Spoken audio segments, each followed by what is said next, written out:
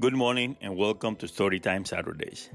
I am Victor Alexander, director of the Ruth Page School of Dance. Storytime Saturdays will feature some of our fantastic faculty where we have a conversation and learn a little bit more about their life and careers outside of the studio. Feel free to join in the conversation by sending your questions for our guests to storytime@ruthpage.org. Today, we have Ms. Birute Barodicaite. Enjoy and stay connected with us. Muchas gracias. Welcome, Birute. Welcome. Thank you. So I think the first thing people always want to know really is how to pronounce your last name. Okay. So can you let everyone All right. know? The way it is, it's Barodicaite. It's a soft C, not a K. Except everybody looks at it and goes, Birute. Even when people call me on the telephone who I don't even know who they are. Miss, could we go with the first name? I go, of course. So I don't think anyone cares about my last name, so it's just Birute. So as many people know or don't know, originally you were born in Lithuania. And can you let everyone know, what brought you to the U.S.? Well, it was the war, actually. I was born during the war. So around 1946, my parents fled Lithuania, and I was about 3 years old. And we were brought into Germany, where we lived for about 6 years. In a DP camp, a displaced person camp. And there were two zones, American and English, and we were in the American zone. So we lived in a few smaller towns in Germany. And then we had to have sponsors here in America to bring us to America. Right. So an American family, I guess, sponsored us. They were in Mississippi. Oh, so you were a Southern girl. Well, not quite. A little miracle happened, thank goodness. I'm sorry, but, and one of our friends who were there with us in the DP camp, they had an uncle in Chicago. So they got on the boat to go to Chicago. They came to Chicago. We got on the boat later on, about 6 months later, from Hamburg to come to New York, of course, and then they were going to take us down to Mississippi. But the uncle said they would sponsor us too. So you were saved. So we got on the boat, and it was a troop ship. It was not a pretty boat. It was one of the ones that carried the troops. Mm-hmm. So you were swinging in the hammock.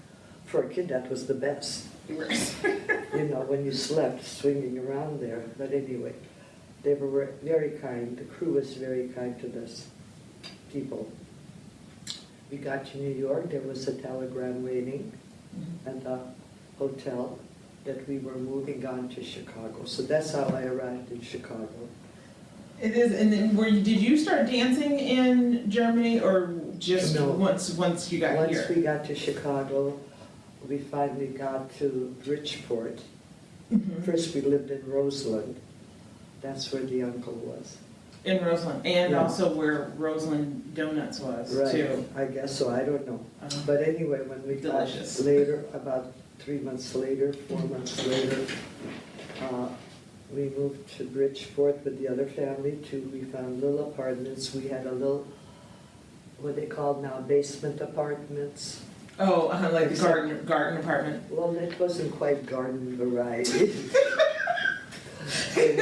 It was basement. It was a basement, which was not quite finished. It had a cement floor, one room, 3 little windows, and in Bridgeport the houses are sunken down a little lower. Mm-hmm. So through our window, the front window, all you could see was the feet walking by, Yes.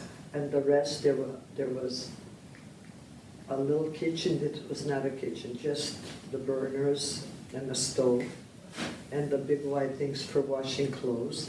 Like a wash A basin. tub. Mm-hmm. But no shower.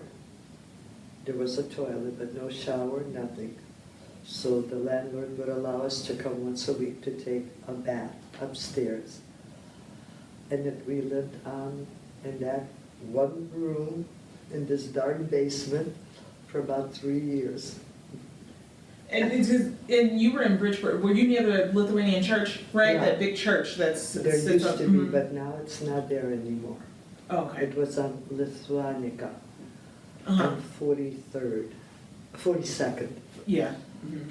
And it was St. George's. But anyway, so the community was there. So we lived in that basement, then we moved to another place which was a 2-story, apartments. So we lived on the 2nd floor, so we got to see sunlight, and you had your own bedroom, It was Yeah. lovely, it was heaven. But anyway, my life was interesting, and there was a Lithuanian man who had been a principal dancer with the Lithuanian Ballet, Mhm. and he fled to Germany.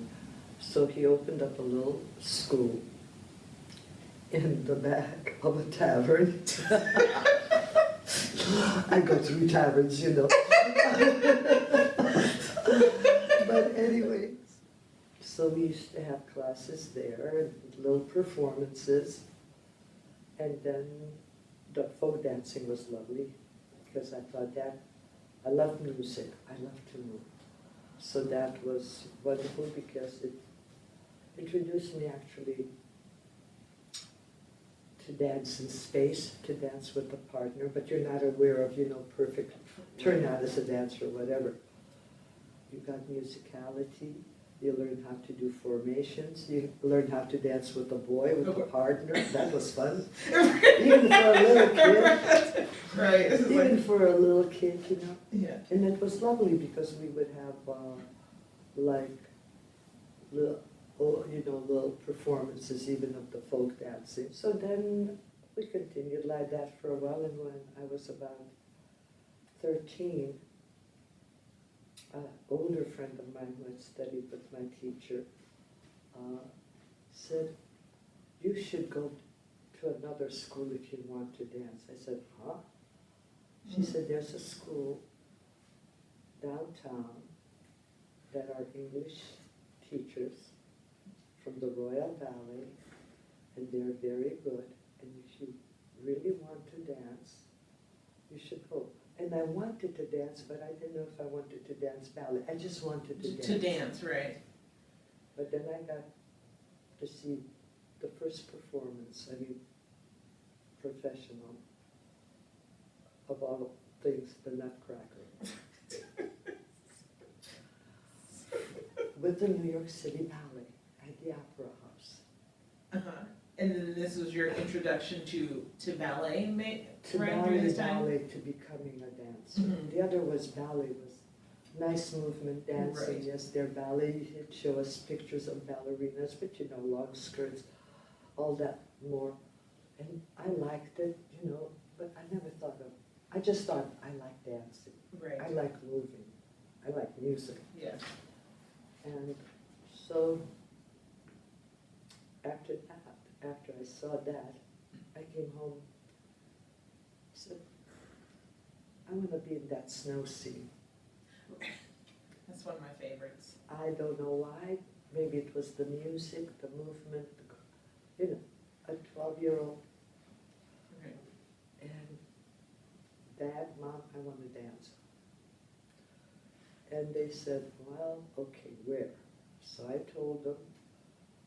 So I went to my teachers, the Ellises, Richard Ellis and Christine Duboulay, who I know many people in Chicago, but all over America know, No. or knew of, and respected. So they looked at me, and I had some point work with my older teacher, Right, in the back of the tavern. right, in the back of the tavern, and Mrs. Ellis took me to the lower level class. I did it. She looked at me. She says, all right, dear, you can move up just a little higher, one grade higher. Then she looked at my point work and she said, I think we'll start at the beginning. There you go. So you got promoted and demoted? Yes, at the same time. I got demoted because on the other, I wasn't that bad, and there were a lot of things to work on, but I could pick up, I could remember, I could take correction. But the point work, I'm afraid, was zero, It was like, in her opinion. And she was absolutely right. I had banana feet, point, but the ankles were so weak they just roll around like putty. You know, there was no strength in them. One moment I was up on point, the second moment I was down. I didn't know how I got there. I think this is why Miss Patty always is stressing doing these ankle exercises, Oh, you know, yes. to build the ankle strength. Everything, but just, they were just by nature. I have very loose joints. So they just flopped all over. The ankle went that way, the other one went that way. And my legs just looked at them and said, excuse me, but, so anyway, I started with the Ellises. How long did you stay there? You know, I stayed there for all of my life in the sense of, Mumsy became my Mumsy. Mm-hmm. Because my mother, after I went to the Ellises, that May, I started there in September. My mother died in May when I was 14. So I lost my mom. So there was only Dad and myself. You and your dad, right? And Mrs. E and Mr. E adopted me. In a funny way, she became my mom. Mm-hmm. She became my mentor, my teacher, and my mom. And now she just passed recently, and I miss her greatly. Right, it's almost like losing a second mother. Yeah, Yeah. a mother again. Someone I could, trust, I could confide, who would be brutally honest with me, which was very good. And when I lost Mom, Mrs. E gave me, in a funny way, structure. Hopefully, I know I disappointed her sometimes, I'm sure.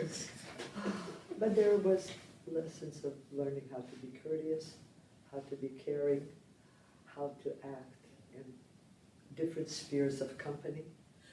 Right, that And she offered that. She offered that, and there were guidelines. In class, I was never their child. I was a student, right. and boy, she raked me over the coals. And so did he, if need be.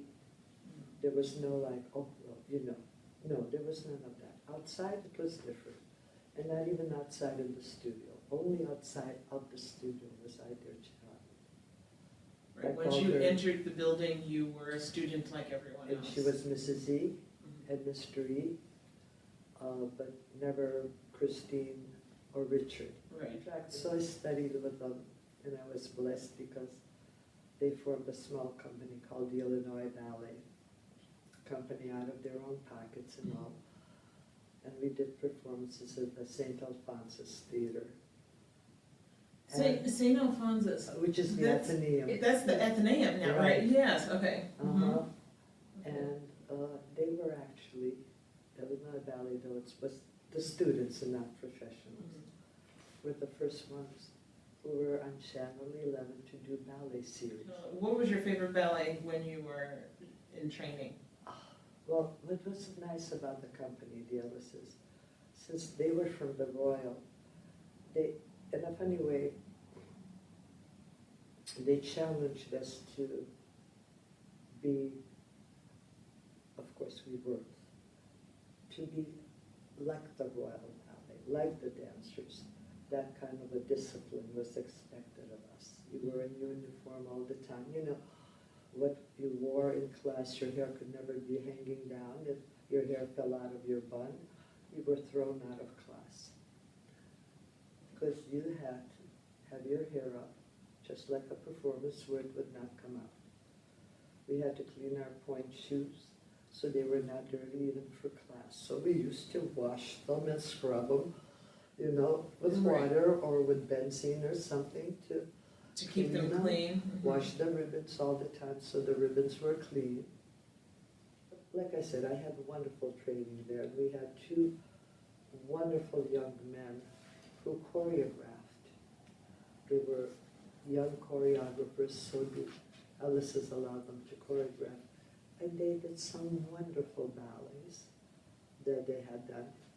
And they were shown on Channel 11 again. How did you transition to Ruth Page? Like, how did you leave Illinois Ballet? Okay, but so the Ellises asked Larry to come in and do Don Hugh and also then Facade to do the soft shoe number that is for two men. So Larry and Mr. Ellis did the soft shoe number and they were marvelous in it. So then that connection grew with the, the friendship between Larry and the Ellises and Dolores later on, and the Ellises when she married Larry and got, and they loved the two. And the Ellises loved both of Dolores and Larry very, very much. And then so through that when I said, they're having an audition for Miss Page, I said to Mumsy, should I go? She says, go ahead. So I tried out. There was this audition at the Opera House in room 101 upstairs, in room 100, on the 7th floor at that time, overlooking the river. I did the audition. And then the next thing I know is Miss Page says, you're in the company. And then Larry said to me later on, he says, you know why he took you? I said, no, she liked your name. You were interesting. Forget about the dancing, it was the name and you were interesting. And I stayed with Miss Page for 2 years first. And then I decided I wanted to go to Europe to dance. Okay, where in Europe did you? I danced in Austria and in France, in Strasbourg and in Graz, Austria first. But that's another story because dancing with Miss Page and touring, and like Dolores told you all the times on tour, each one has their own experiences, and we called the bus the Iron Lung. At least that's what the Corps called it. I don't know what the principals called it, but the Corps called it the Iron Lung.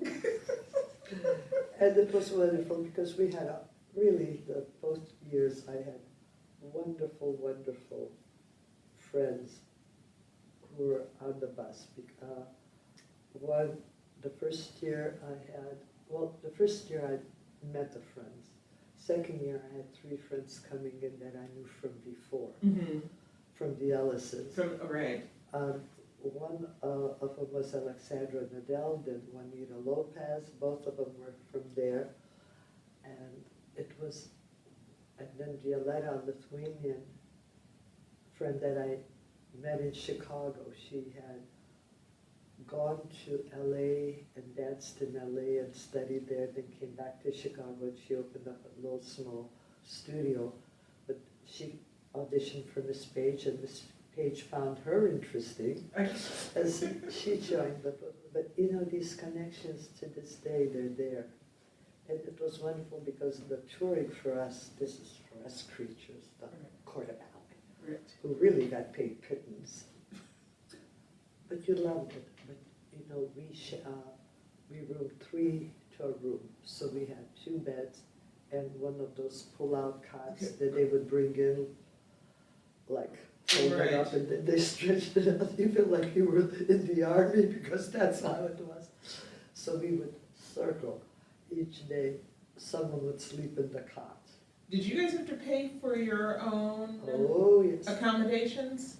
Accommodations and food. You got a per diem at that time. I don't know what the principals got, but for the Corps, we got, I believe, it was $20 a week.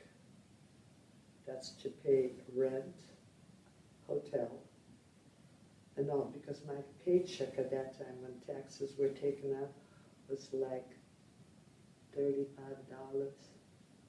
$40. I don't hear anyone complaining.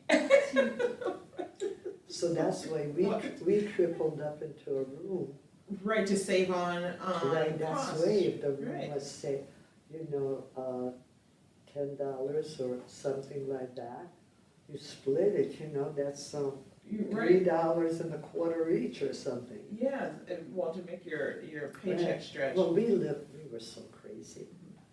We'd go shop, because some of the hotels we stayed in were not hotel, Trump Tower or whatever. It was, these kids, you open the door and the cockroaches go like this. You go, oof. Or they were so small, you squeeze into the shower, how it. Right, because so it seems like you had to really, really enjoy doing what you were doing in order to, I know. You loved it, right? and also you only had a certain space on the bus for, your luggage. I mean, you put your luggage underneath. Mm-hmm.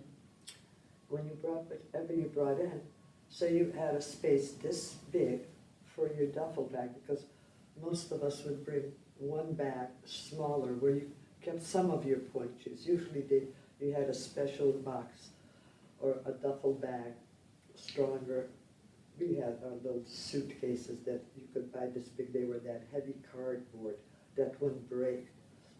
You put your makeup in there, everything else, your extra point shoes, your tights, because we had to wash our own tights in the sink, because we only had one wardrobe person on tour.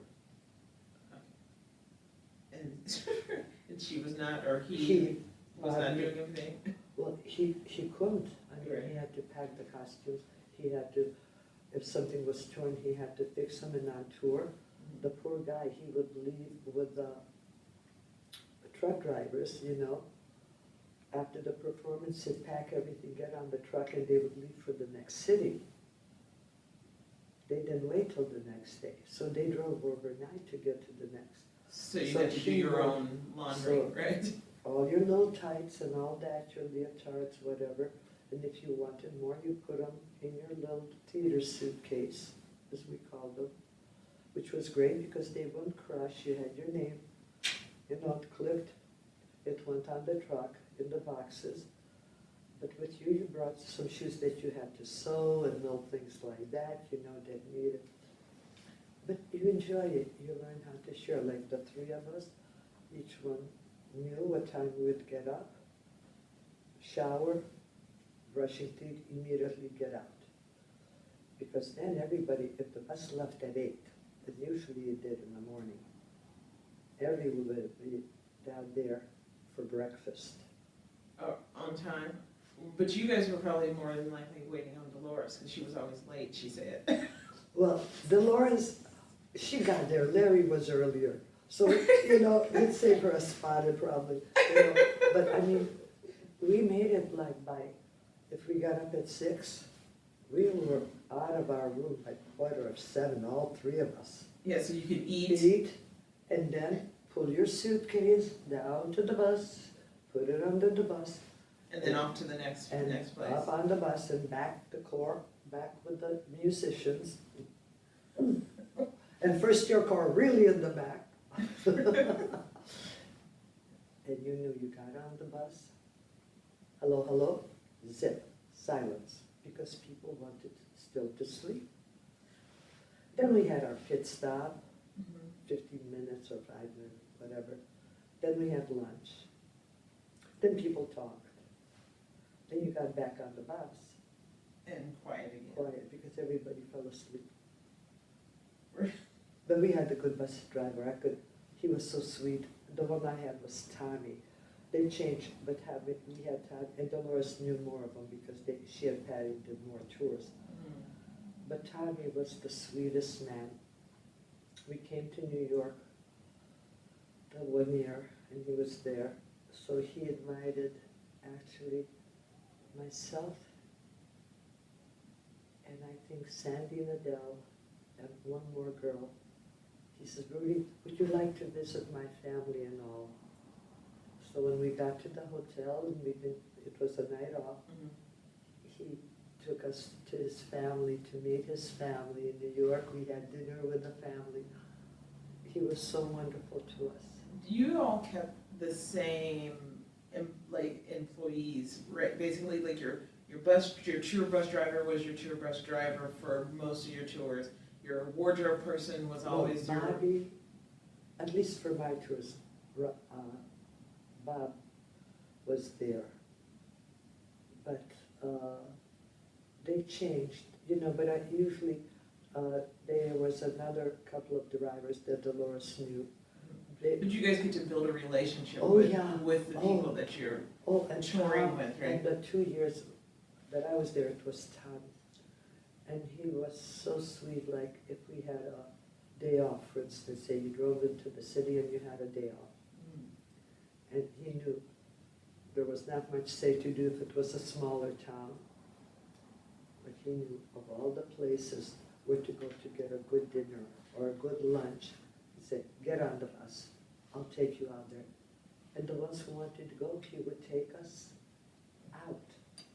And you see, there was a rule that if the theater was up to a mile, you had to walk to the theater. Okay. From hotel to the theater, If it was within a 1 mile. you had to walk. Because otherwise you would pay. But you have to pay, right? Well, you'd have to Even pay though the bus even though driver. Tommy stayed in the same hotel with us, on the bus, but that was whatever the rules said. So there we are. Tommy was so kind. He'd go, oh, it's too far for you guys to walk, get it. And he'd drive you. He'd yes. drive you, or he'd say, I'll come pick you up. Instead of walking home at night. Well, I would imagine it's a lot. You have all of your things, you perform, and then now you And have to now walk only back back. because it's 1 mile. I mean, I get it, But also, if it's a bigger city, you were okay, like New York forever, or even on the West Coast if it was bigger. The cities were alive, you had restaurants open later, so Yeah. after the performance, if you were hungry, you had a place to go. right. But like Dolores says, Marshalltown, Texas, I think we all remember Marshalltown, Texas, I don't know why.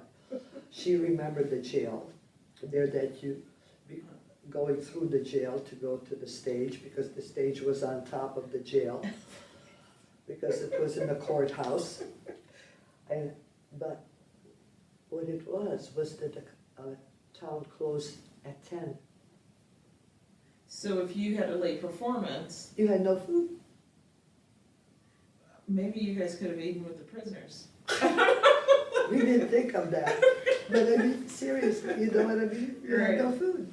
You had to figure out beforehand, either to get something and leave it in the room, or then go to those machines in the hotel and to pick some peanuts out or something. And eat that for your dinner. I'm sure maybe Ruth Page probably loved it because she didn't really like you guys to eat anyways. Right? Oh, it's okay. You know what we lived on, some of us, I'll be honest. Dolores will die if she heard it. Because it was cheaper. But we found that, it would last like in the evenings, especially if you didn't have. We bought baby food. Oh, baby pudding was very good. Right. And the baby rice pudding was excellent. So we bought in the little jars. Oh, because you could keep them. They were preserved. It's like having canned goods almost. Right. Right. Oh. So we would buy some and we would, hey, baby food was good to live on. When you left, you went to Austria first, or you went to France first? I went to Austria. I auditioned. I went to Europe once. And I went in November through up to the New Year. Mhm. And I got on a train, I bought trains, and I went from city to city auditioning. And I got an offer for the next year because they signed their contracts, in January, In advance, February, right, to go to Wiesbaden. So I went, I got my contract, I came home, that's when I left Miss Page. Mm-hmm. This is when you got your contract, right? So I told her, I have this, and Mary goes, well, okay, good luck, Birute, my father gets sick. During this time. contracted TB. Completion. There's only Right. been him. It's just you And they two, put right? him into a hospital for 6 months. Which ran into your start time for your, And even when he came back, I thought, I can't, you know. right. So I wrote them, I said, I'm sorry, you know. So anyway, so my father got better, so during that year, I went back to the Ellis's, I studied, and it was too late to join Miss Page because I had given my contract. Right. So that I thought, okay, Birute, you have to earn some money, so I worked Doing At what, Sears. Birute? at Sears in the credit card department, collecting debts. Except, they were so sweet, the manager. I said, excuse me, sir, you know, I really need to dance, I'm a dancer. He goes, uh-huh. I said, now look, if I come in instead of 8:30 or 9 o'clock when you start, if I came in at 7 in the morning, or 7:30, and worked till 11:45 because the Ellis's were in the Fine Arts building at that time. Okay. I said, and I could run out of here, go take a class at 12, get back here at 1:30, take no breaks, no 15-minute breaks, that's half hour, and no lunch. That's already half hour, an hour and a half. And then work till 4:30. And they allowed you He allowed me to do that. your flex time? You must have been a really good bill collector. They laughed. But I did my job. I was there at 7:15, ready to go. I did my job, and they did that for me. Okay, so you were allowed to like go and take your Class, come back, go to work, no breaks. So Right. that means I had no lunch, nothing, from what I ate in the morning till at 4:45, because class was at 5:30, I could grab a bite to eat So then you would go back to class. for a second class. Hey, I had to keep in shape. I get it, Birute. And then I thought, well, I'll write, what's her name again? Sonia. Sonia Arava had been with Miss Page on the tours. She had been there before I came, but then the second year she was still there and I met her. And a wonderful dancer, but a wonderful person, just a beautiful human being. And I had talked and I said, gee, I would love to go to Europe and, you know, try my chances in Europe and all that. Well, anyway, we kept in communication and she became the director of the Oslo Ballet Company. So I wrote to her, I said, Sonia, would it be a possibility if I came to Europe I could audition, you know, all this. Yeah. She wrote. I said, yes, you know, you could come. But she thought, because I wrote early in the fall. And I thought, oh, good, I'll go in August. She'd have gone in November. What do? I pack up to go to Europe in August, like middle of August, one-way ticket. Well, because you thought, I have a job. How old were you then? I was about 9:20. Maybe. Yeah. But I mean, no, I didn't have a job. Right. But I, you know, I figured if I don't get it with her, she'll send me somewhere, or I'll find something. One-way ticket, how dumb can you be? Well, it's like either you dance or you dance. You didn't give yourself I get a out, yes. I go to Oslo, Sonia goes, oh, Birute, you should have come in November. I went, oh. I said, well, I just will go look around. And she said, wait. She gets on the phone. She says, stay in Norway for 3 days. She'll let me take company class. She makes calls around Europe. Graz, a girl had broken her leg. I mean, sorry. I don't mean to. This is very Birute. Damn. I mean, lucky for you, right? But, I okay. felt bad for the job. She says, go. You have a contract. They didn't know me, they didn't see me, just on her word, on a telephone call. She says, get on the train, get on the train tomorrow, go. So you went from Norway to Graz, Austria. So I stayed there a year. And I thought, I like Graz, it's a small, pretty, very pretty, but I need to get out. So I auditioned, went to Oslo. Jean-Marie, the director, watched me. Okay, soloist contract. And so you stayed in Strasbourg. So you're in the north of France. I stayed in Strasbourg for 4 years. Okay. Yes. And then I had to leave again because of my best time, the last time I found her. I had come home for vacation in a 5 weeks we get, so I used to save my money, put it away to get a plane ticket home and back. And I came home and he was in bad shape. And so I wrote him a letter. And the director, I said, I don't think I'll be back because I had the contract for the next year already signed. I said, I don't think I'll be back in August. Started usually around August 15th, August 20th. He said, you wait. We'll wait for you through December. Okay. But my father died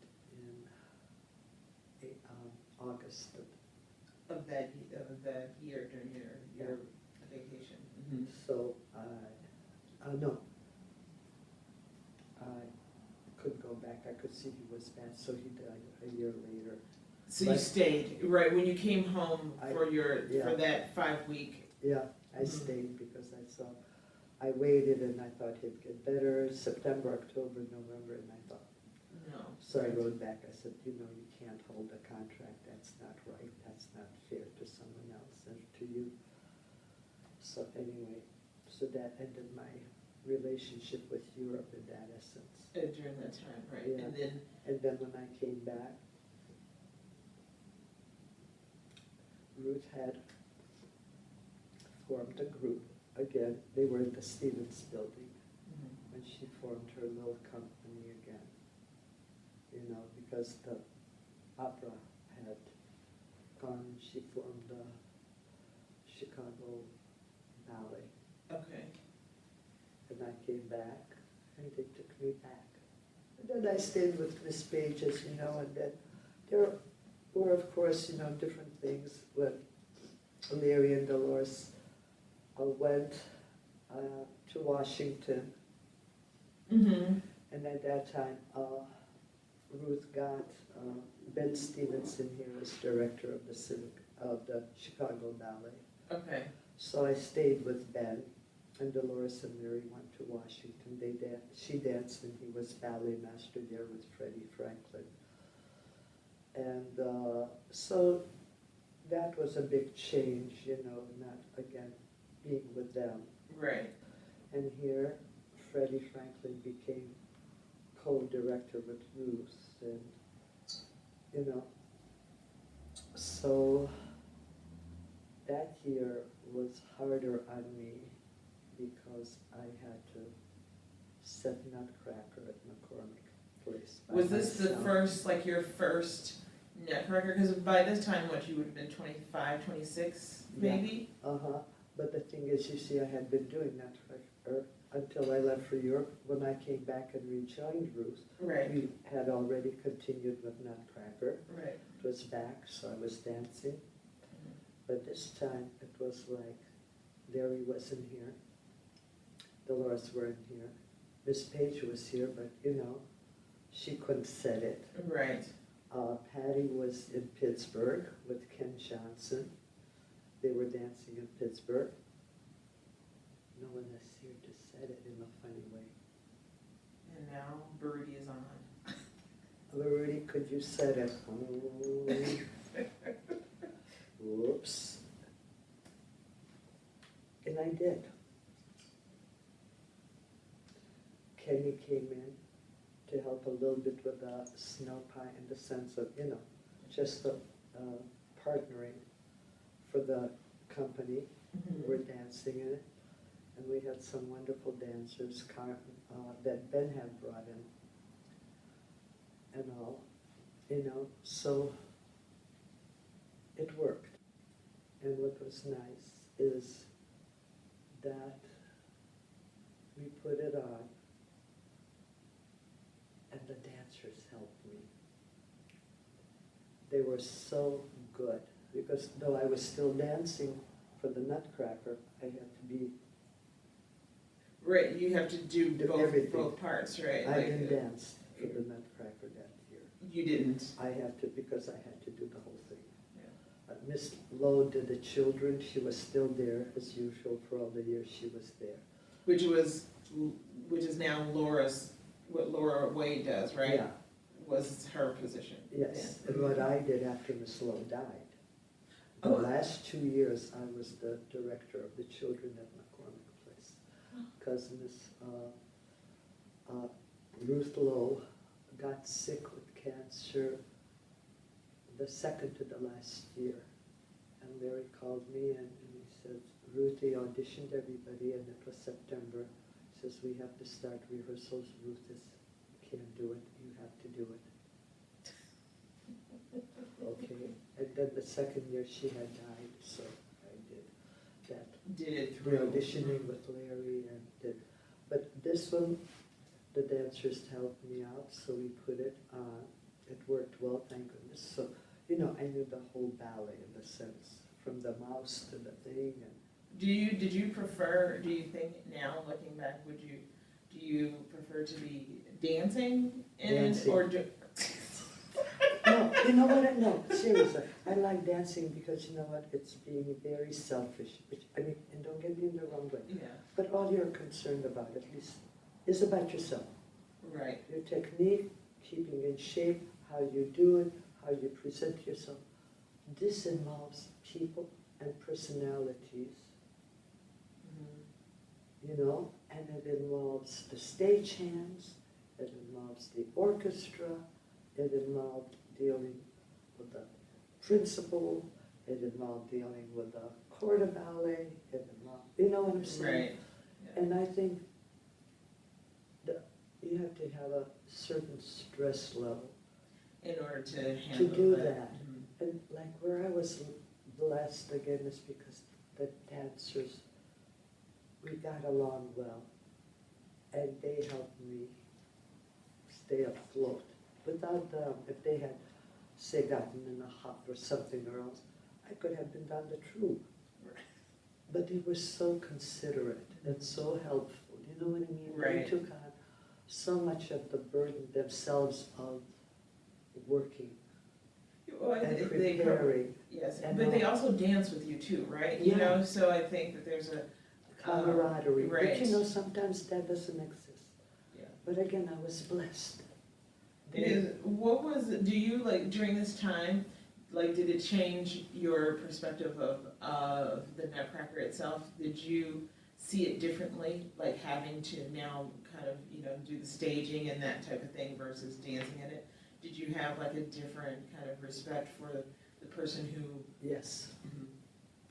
A greater respect for, say, what Larry had to do, or for what even a choreographer. Mhm. We had choreographers, I'll tell you what you do their work sometimes, but, you learn to appreciate what they do and respect them, of how hard they have to deal sometimes with what, say, their idea is, or the responsibility of a director, of what the director has to put out on stage for the audience, because the board is looking at you. Mhm. All these people, the critics, are looking at you because Nutcracker got reviewed every year Right. at McCormick Place.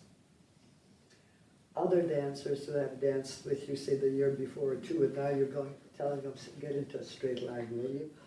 I mean, can take umbrage and say, who are you? You know, but I mean, it gives you how hard it is to navigate sometimes the different channels, and sometimes how you will have to hurt people's feelings without wanting to hurt them. You will offend them without wanting to offend them by saying, you know what, you can't be in this role, or you're out of this role, or you're not in line, you know, and someone will take affront for that. Right. Yeah, but like you said, it has to be done in It order has to be done in order because of the production. Now you're thinking how they have to think of the whole overall production. Right, and not just that one piece when you're Dancers dancing it. are very self-centered. Mhm. Look, you know what I'm saying? Mhm. They're open, but we're selfish in not selfish, we're self-centered more because it's about you. Right, and how you look and how you. How you look and how you feel, and you know, Right.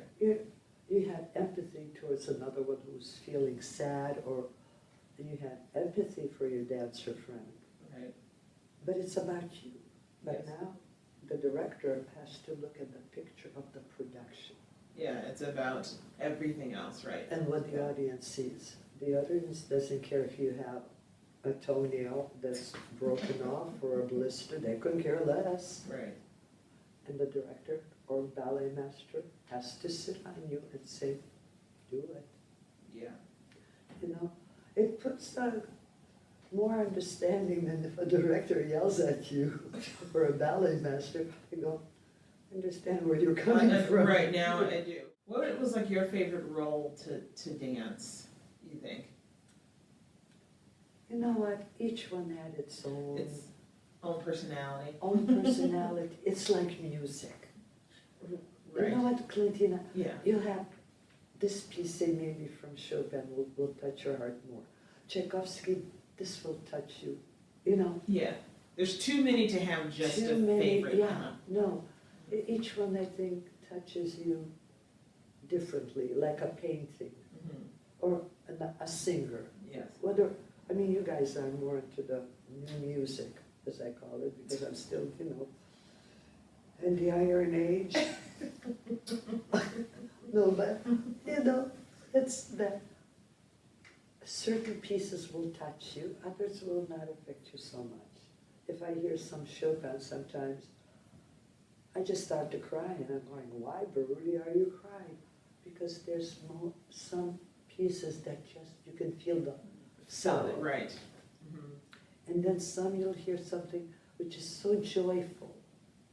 That you're just moved by certain things, Or you right? just start to smile, you know what I mean? Or a painting. You see some that reflect such tranquility and peace, and others will effect fire or, you know, brightness. Right. And so how can you choose one? Just one. Yeah, you can't. You Do you think you honed your teaching skills, you know, from just your years of teaching, you know, and do you think that that you've changed your style based on, you know, all the things that you've done, you know, dancing in your life? Like, how did you learn that, oh, this person needs the hammer, oh, this one needs just a little light, you know, poking and prodding, or this one needs words, you know, of encouragement, this one needs, you know, like more of a sentiment, you know, sentimental, you know, touch. You know, for me, I'm a work in progress. Okay. Me too. But it's true. Mhm. I still consider myself, in all honesty, a student. I considered myself a student when I was a dancer, all the way till I stopped dancing. I still dance in my head and in my heart. But you know, then the body goes, oh, Rudy, give it up.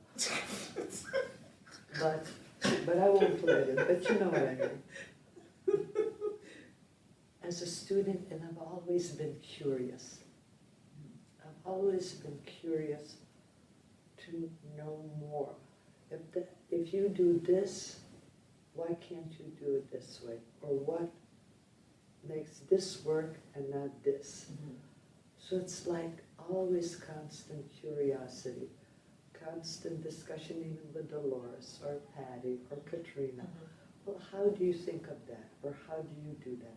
Or with Randy, at least here, you know, and with my other friends who are dancers and teachers now.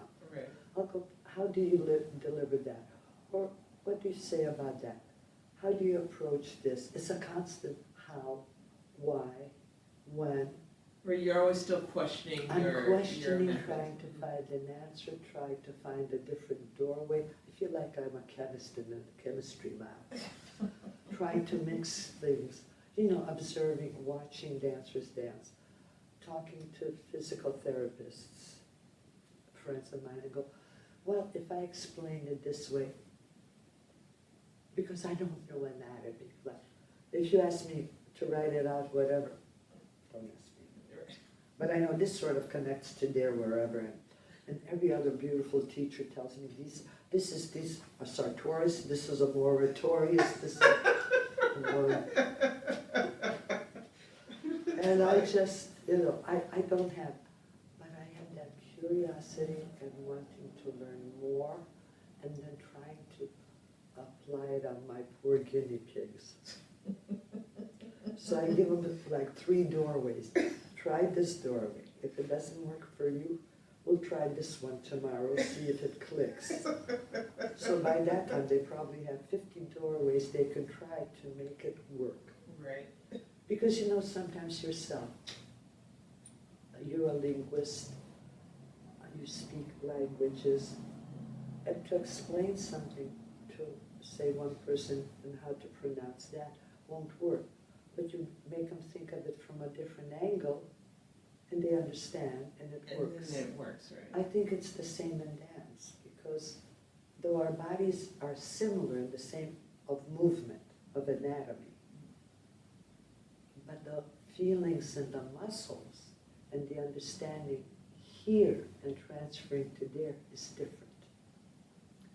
And the sensation and the muscle for each person is different.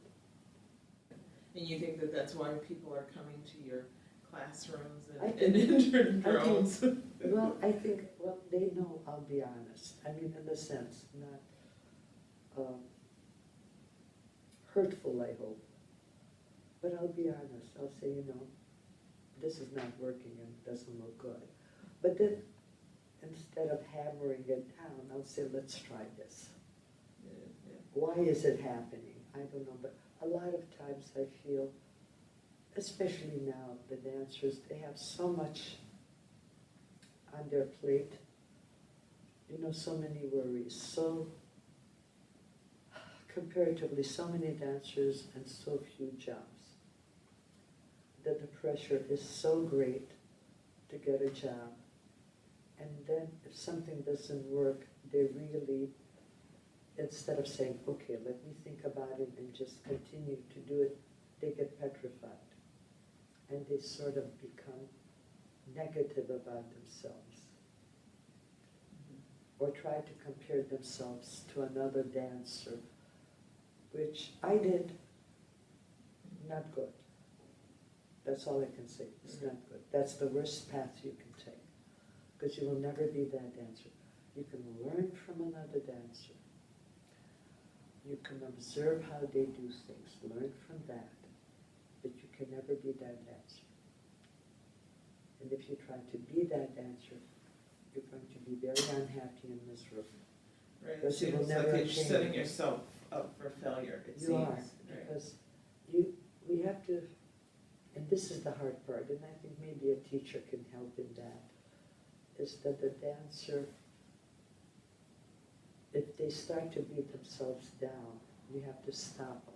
You can say, be honest with yourself, which is different, and say, you know, I lost my turnout, my foot was really loosey-goosey, and my foot was flexed, or my arms were flopping.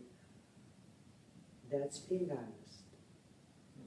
But you don't say, or beat yourself down, I'm terrible, I can never dance, everything I do is ugly, I'm ugly. And pretty soon you look in the mirror and you go, I'm ugly Right. and I can't dance. You start to believe it, right? You start to believe it, where then it's very hard to get a dancer out of that. So I think as a teacher, I'm trying to be more aware of that. What do you think at this point in time, like what could be your corrections when you're having these classes on these virtual platforms? What do you think your number one, Well, even, a correction, I guess, would be of source without physically being with the students? there we go. Wednesday, that was yesterday, we worked on the tailbone. That was all they heard. For an hour, all they heard was about the tailbone. And this was the advanced class. Because you see what they're standing on a door now. Someone's standing on a couch with a doggy at their feet. Now kick the dog, will you? No, I mean, so for me, I found this, at least for me, it works for me and I'm comfortable with that. So maybe I'll change next year, who knows? To work on one or two things through the whole class. In other words, like through this class, because of the situation, all they heard was the tailbone. I explained what I wanted, and I asked them to do it. I said, could you feel this and this? Yes. I said, that's the feeling you want to have through every exercise, through the whole bar. So they can work on other things, if they want to, like the arms, etc., you know what I mean? Musicality, because they're advanced and professionals. Mm-hmm. But there was that main idea, remember the tailbone, remember the tailbone. And it's like, and it helps because after a while they go, hey, I can feel it. So they have one idea that I work on, but then they can introduce their own things they can work on. And that way you're not hammering them to death, you know what I'm saying? Right. They're not thinking like, you know yourself, no matter what we do. You may be able to think of two things at the same time. 10, forget it. I remember saying to one director, very politely of course, we were in rehearsal, they kept saying, fix this, this, this, this, this, this, this, this, this, this, and I went, which one would you like me to fix first? Because I can't fix all of them at the same time. You know what I mean? Right. I could only fix one or two things at this point. And when I started that, at least the dancers seemed to like that, because even the pros, because I'll say this is my focus. Say, we'll work on holding the ribs not open but not clenched, controlling the center, for instance. And that's all they'll hear from me. And once in a while I'll go by and say, careful there, of that hip, or watch your arm. But at the same time, with that focus, if they feel they need to work more on their arms, or they need to work on rotation of the leg, whatever they feel, they can also work on it. But it's not like 20 corrections or 20 ideas at the same time. All at once. Because you can't fix everything. 2, 3 even, you can sustain in your brain and do. Otherwise, between a combination and 2 things to work on, that's enough. If you want to get something done. Right. Because the body can only do so much. Right. Otherwise it freaks out. It goes like, forget it. Right. See, that's my life. It is. Well, I think that if anyone wants to come and join Birute for class and work on their 1 and or 2 things, you can sign up on Mind Body Online. Her class is Wednesday at 11 o'clock until 12 o'clock. We'd love to see you then. I'd love to see the whole gang. I love you all. And if you can join us, it'd be so nice to see you all.